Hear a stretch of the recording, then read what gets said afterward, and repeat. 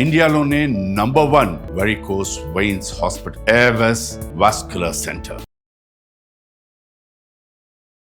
బాలాపూర్ గణేష్ ఎంత స్పెషలో మనందరికీ తెలుసు. ఇక్కడ లడ్డు కూడా అంతే స్పెషల్. అలాగే ప్రతి సంవత్సరం కూడా ఒక్కొక్క కాన్సెప్ట్ తీసుకొని బాలాపూర్లో గణేష్ని ప్రతిష్టాపన చేస్తూ ఉంటారు. ఈ ఇయర్ వచ్చేసి మనకి స్వర్ణగిరి ఏకంగా బాలాపూర్ స్వర్ణగిరి అని పెట్టేశారు. స్వర్ణగిరి టెంపుల్లో ఎలా అయితే దేవదేవుడు బాలాజీ స్వామి ఇట్లా సై నుంచి పడుకున్నట్లు ఉంటుందో అలాగా సేమ్ పాల సముద్రం మీద ఉన్నట్లే చేశారు. ఈ కాన్సెప్ట్ తీసుకున్నారు. లాస్ట్ ఇయర్ అయోధ్య కాన్సెప్ట్ తీసుకున్నారు. ప్రతి సంవత్సరం ఒక్కొక్కసారి ఒక్కొక్క కాన్సెప్ట్ తీసుకుంటుంటారు. మనకి ఇంతకు ముందు కూడా అయ్యప్ప స్వామి దేవాలయాన్ని, అలాగే తిరుమల తిరుపతి దేవస్థానాన్ని, అరుణాచలం దేవస్థానాన్ని, ఆ తర్వాత విజయవాడ కనకదుర్గమ్మ అమ్మవారి దేవస్థానం, యాదాద్రి దేవస్థానం, ఇట్లా ప్రతి సంవత్సరం ఒక్కోటి తీసుకుంటారు. ఈ సంవత్సరం స్పెషల్ స్వర్ణగిరి. తర్వాత టెంపుల్ కూడా ఇదంతా సెట్టింగ్ అనమాట. ఎవరికి కూడా సెట్టింగ్ అనిపించదు, అసలు రియల్ టెంపుల్ లాగే ఉంటుంది. లోపలికి వెళ్తే ఇంకా బాగుంటుంది. ఇది నార్మల్ డేస్లో చూస్తే ఇదంతా ఖాళీ ప్లేస్, అసలు ఏముండదు. ఓన్లీ ఒక చిన్న షెడ్ ఉంటుంది అంతే.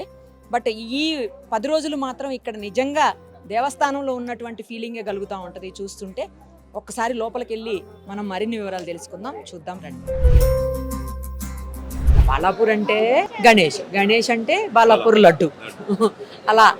సో ఇప్పుడు ఏంటి తీసుకున్నారు స్పెషల్? ఈసారి కాన్సెప్ట్ ఏం తీసుకున్నారు, ఎలా ఏంటి చెప్పండి.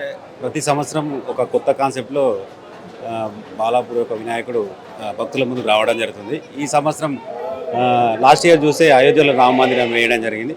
ఈ సంవత్సరం భువనగిరి జిల్లాలోని మన స్వర్ణగిరి టెంపుల్ యొక్క ఆలయ నమూనాను వేయడం జరిగింది.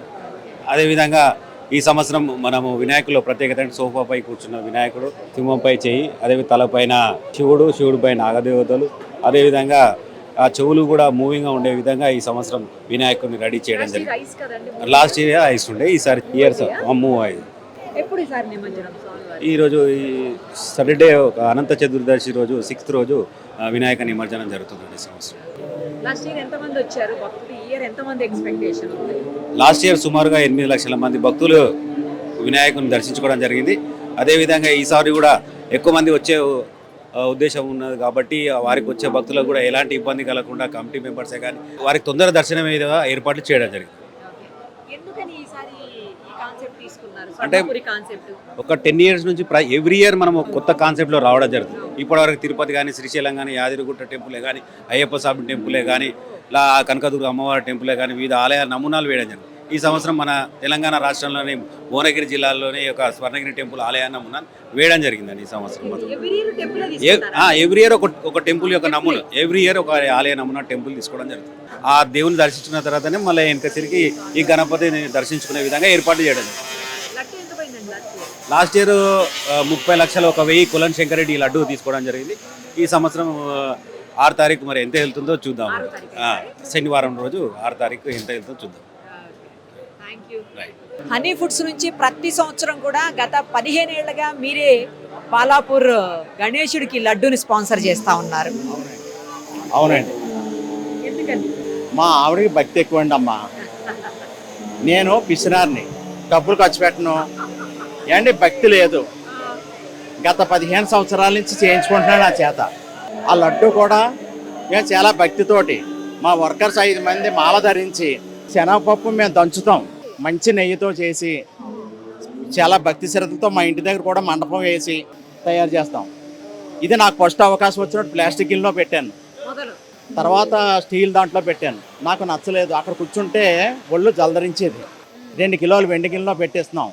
అది ఎప్పటికైనా బంగారు గిన్నెతో ఇవ్వాలని నా కోరిక. అంటే అంత శక్తి కూడా స్వామివారు నాకు అనుగ్రహించాలని కోరుకుంటున్నాను. భక్తే లేని మిమ్మల్ని ఇంత భక్తితోటి పారవస్యంతో ఉండేలా చేసిన స్వామివారు అది కూడా చేయరంటారా? అందుకనే కదమ్మా, అంటే మీరు ఏదో మైక్ పెట్టారు, కెమెరాలు పెట్టారని చెప్పట్లేదు. నాకు నా మనసులో అనిపించింది నేను చెప్తున్నాను. అది ఎప్పటికైనా చెయ్యాలని నా కోరిక. అంత శక్తి కూడా స్వామివారు ఇవ్వాలని నేను కోరుకుంటున్నాను. ఎన్ని కేజీల లడ్డు అండి? ఎప్పుడైనా 20 కిలో అమ్మా. మన కమిటీ వారు అధ్యక్షులు నిరంజన్ రెడ్డి గారు అందరూ కలిపి ఎన్నో సంవత్సరాల నుంచి అంతే ప్రణామంతో అది ఆటలతో వస్తుంది. 20 కిలో మించదు, ఎందుకంటే అది నెత్తి మీద పెట్టుకుని ఊరేగితే వెళ్ళాలి. అందుచేత తీసుకున్న వాళ్ళు కూడా ఇబ్బంది ఉండకూడదు. అది ఎప్పటి నుంచి వారికి కూడా సాంప్రదాయంగా వస్తుంది. వారు చెప్పినట్టు మనం చేసేస్తాం. భగవంతుడు ఇస్తున్నాడు కాబట్టి మనం కూడా స్వామివారికి ఎంత చేసినా తక్కువేనమ్మా. ఇంకా ఏదో చెయ్యాలనిపిస్తుంది. ఎంతమంది తయారు చేశారు లడ్డూలు? ఎన్ని రోజులు పట్టింది మీకు? మాకు ఒక గంట చాలమ్మా. శనగపప్పు ఎండబెడతాం, ఓకే. ఎండబెట్టి దంచి పెట్టుకుంటాం. ఒక రోజు ఒక గంట ముందు చేసి తెచ్చేస్తాం. అంటే అప్పటికప్పుడు చేయొచ్చు, కానీ అది తెచ్చేటప్పుడు కదిలితే మెల్ట్ అయిపోతుంది. అందుకని ముందుగా చేసి ఆరబెట్టి దాని మీద నామాలు అవి పెట్టి, శివుడు మండపం వేశారనుకోండి, అక్కడ శివుడు నామాలు పెడతాం. ఇప్పుడు వెంకటేశ్వర వెంకటేశ్వర స్వామి మీద పెట్టాం. ఓకే. ఈ సంవత్సరం మీ అదృష్టంగా భావిస్తారా లడ్డూని? మామూలు అదృష్టం కాదమ్మా. చెప్పాలంటే ఎన్నో జన్మల పుణ్యఫలం. పుణ్యఫలం ఉండాలి, ఉంటే తప్ప. దాంతోపాటు మా వర్కర్సు, మా మా మా చుట్టాలు పట్టాలు అందరూ హెల్ప్ చేస్తుంటారు. అందరూ భక్తితో చేస్తామమ్మా. అలాగే వీరు కూడా నా సహకారం, ఈ బాలాపూర్ కమిటీ వాళ్ళు, వీళ్ళు కూడా మతాలకి కులాలకి అతీతంగా చేస్తుంటారు. నేను చూస్తుంటాను, చాలా ఇదిగా చేస్తుంటారు.